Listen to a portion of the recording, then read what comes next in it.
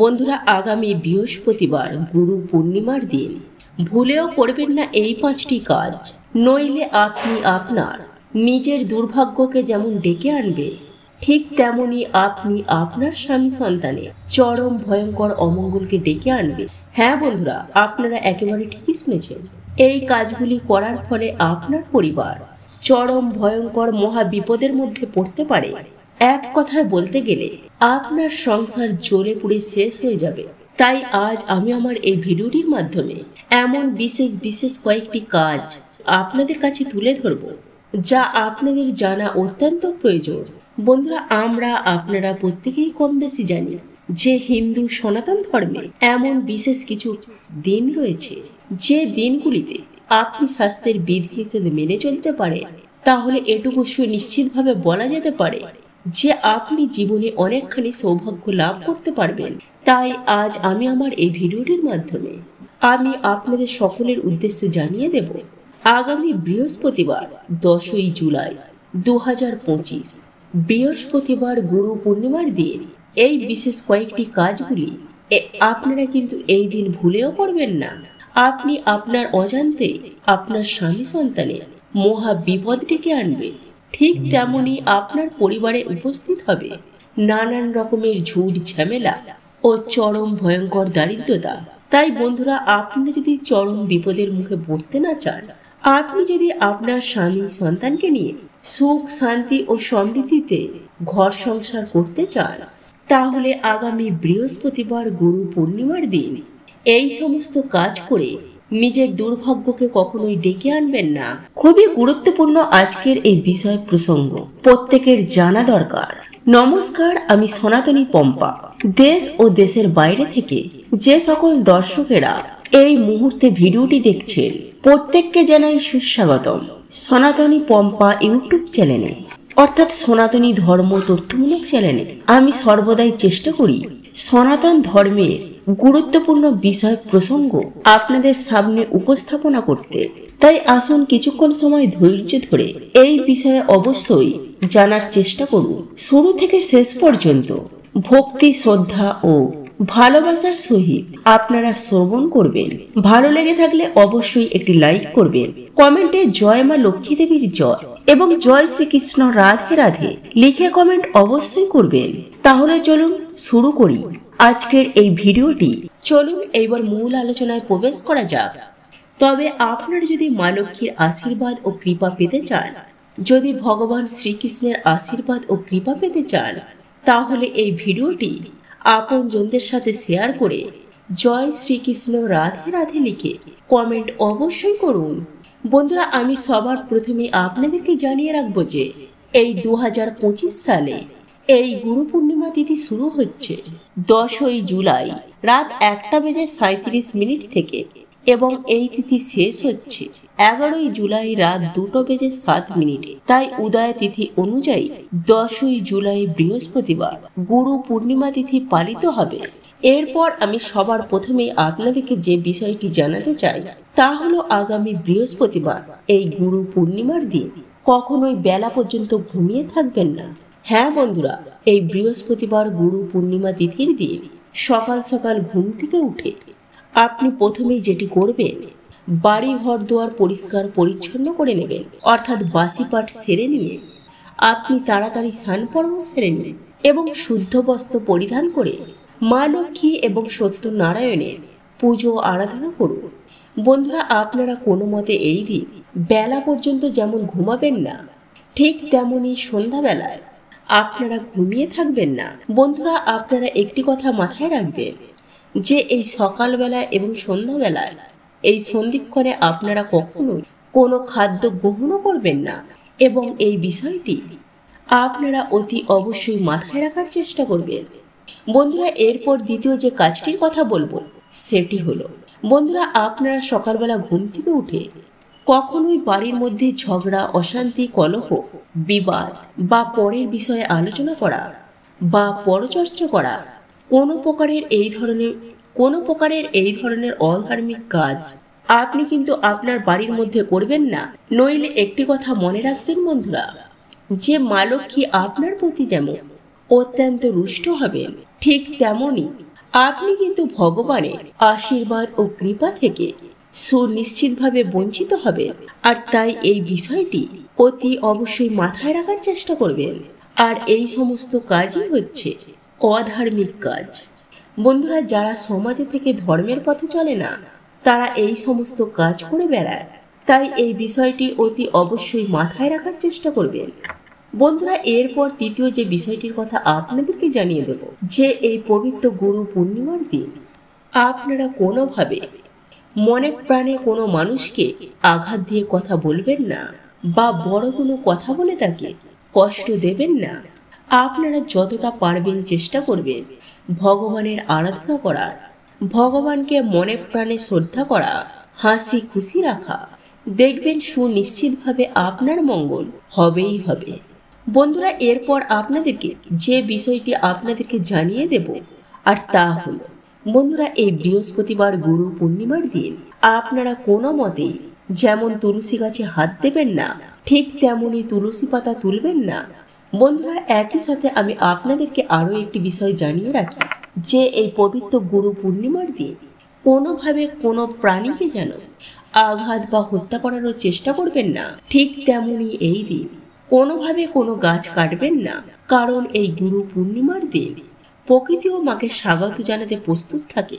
আর আপনারা নিশ্চয়ই জানেন, এই গুরু পূর্ণিমা মানে সত্যনারায়ণ এবং মা লক্ষ্মীর পুজো আরাধনা করার দিন। তাই এই বিষয়টি আপনারা অতি অবশ্যই মাথায় রাখবেন। বন্ধুরা, এরপর আপনাদেরকে যে বিষয়টির কথা বলতে চাই তা হলো, বন্ধুরা, এই পবিত্র গুরু পূর্ণিমার দিন আপনার বাড়ির মধ্যে আমিষ রান্না তো দূরের কথা, আপনারা কোনোভাবে আমিষ খাদ্য গ্রহণ করবেন না। এই বৃহস্পতিবার গুরু পূর্ণিমার দিন মা লক্ষ্মীর পুজো আরাধনা করা হয়। তাই বন্ধুরা, ভক্তি, নিষ্ঠা ও আন্তরিকতার সঙ্গে এই দিন মা লক্ষ্মীর পুজো আরাধনা করবেন। বাড়ির মধ্যে আলপনা দেবেন। কোনোভাবে বাড়ির মধ্যে আমিষ রান্না করবেন না বা আমিষ ভোজনও করবেন না। একই সাথে বন্ধুরা, আপনারা এই পবিত্র গুরু পূর্ণিমার দিন বিশেষ করে আপনারা যদি ভুল করেও এই আমিষ খাবার গ্রহণ করেন, তাহলে নিজের বিপদ নিজেই ডেকে আনবেন। সেই সঙ্গে আপনার স্বামী সন্তানের ক্ষতি আপনি নিজেই ডেকে আনবেন। একই সঙ্গে আপনার সংসারে চরম ভয়ঙ্কর দারিদ্রতার ছায়া নেমে আসবে। তাই অতি অবশ্যই গুরু পূর্ণিমার দিন এই বিষয়গুলি মাথায় রাখবেন। বন্ধুরা, এরপর যে বিষয়টির কথা আপনাদেরকে জানিয়ে দেব তা হলো, বন্ধুরা, এই পবিত্র গুরু পূর্ণিমার দিন আপনারা কোনো মতে চুল, নখ, দাড়ি এই ধরনের ক্ষৌরকর্ম ভুল করেও করবেন না। অর্থাৎ সমস্ত প্রকারের ক্ষৌরকর্ম এই দিন কোনো মতেই করবেন না। সেই সঙ্গে বিবাহিত মহিলারা মাথায় সাবান শ্যাম্পু দেবেন না, এমনকি জামা কাপড় কাচাকুচিও করবেন না। বন্ধুরা, আপনার বাড়িতে থাকাকালীন অবস্থা যেন কোনোভাবে আপনার বাড়ির আপনার কোনো লোক যেন এই সমস্ত কর্ম না করেন, সেটা আপনাকে খেয়াল রাখতে হবে। নইলে মা লক্ষ্মী আপনার গৃহ ছেড়ে উল্টো পায়ে গৃহ ছেড়ে চলে যেতে বেশি সময় নেবে না। বন্ধুরা, শাস্ত্র মতে মনে করা হয় যে এই গুরু পূর্ণিমার দিন দান ধর্মকে পরম ধর্ম বলে মনে করা হয়েছে।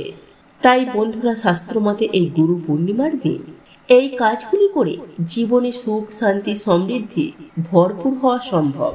তাই বন্ধুরা, আমি একই সাথে আপনাদেরকে এটাও জানিয়ে দেব যে আগামী বৃহস্পতিবার গুরু পূর্ণিমার দিন কোন কোন কাজগুলি অতি অবশ্যই করবেন।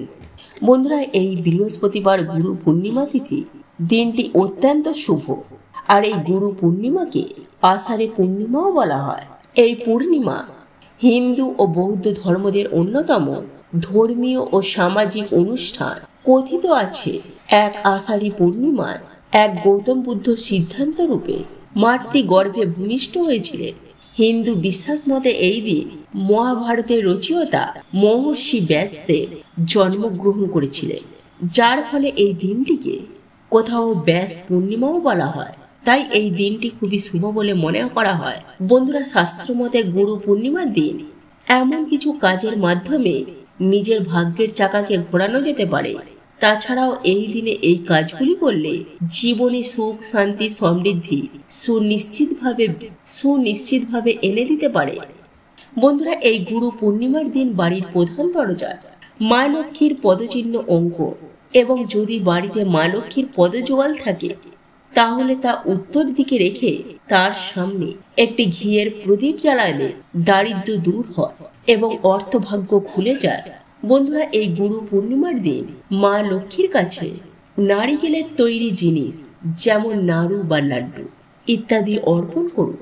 এতে মা লক্ষ্মী খুব প্রসন্ন হবেন। নারিকেল মা লক্ষ্মীর খুবই প্রিয়, তাই নারিকেলকে লক্ষ্মী দেবীর প্রতীক হিসাবে গণ্য করা হয়। তাই গুরু পূর্ণিমার দিনে নারিকেল দিয়ে অতি অবশ্যই লক্ষ্মী দেবীর পুজো করুন। চন্দ্রদেবকে প্রকাশ্য দেবতা বলে মনে করতেন আচার্যরা, তাই এই দিন চন্দ্রদেবের উপাসনা করলে চন্দ্রের দোষ থেকে মুক্তি পাওয়া যায়। গুরু পূর্ণিমার দিন সন্ধ্যায় ধূপ দীপ সহকারে চন্দ্রদেবকে জল অর্পণ করুন এবং চন্দ্রদেবের উদ্দেশ্যে খোলা জায়গায় যে কোনো সাদা রঙের প্রসাদ নিবেদন করুন। বন্ধুরা, ব্যবসায় উন্নতি আনতে একটি নারীকেল লাল কাপড়ে মুড়ে তাতে আটা ও সিঁদুর লাগিয়ে চন্দ্রদেবকে অর্পণ করুন। এতে ব্যবসায় প্রচুর পরিমাণে উন্নতি হবে। বন্ধুরা, এই গুরু পূর্ণিমার দিনে বেলগাছের সুগন্ধি ধূপ ফুল দিয়ে পুজো করলে আর্থিক অবস্থার অনেক পরিবর্তন হতে দেখা যায়। এই পুজো পুরোহিত দিয়ে করতে হবে। বন্ধুরা, এই গুরু পূর্ণিমার দিন অন্ন বস্ত্র যাই হোক আপনাদের স্বার্থ সামর্থ্য মতো কিছু দান করুন। এতে আপনারা জীবনে খুব ভালো সুফল পাবেন। বন্ধুরা, সম্ভব হলে এই দিন গঙ্গা স্নান করুন। এই দিন গঙ্গা স্নান করলে সমস্ত পাপ থেকে মুক্তি পাওয়া যায়।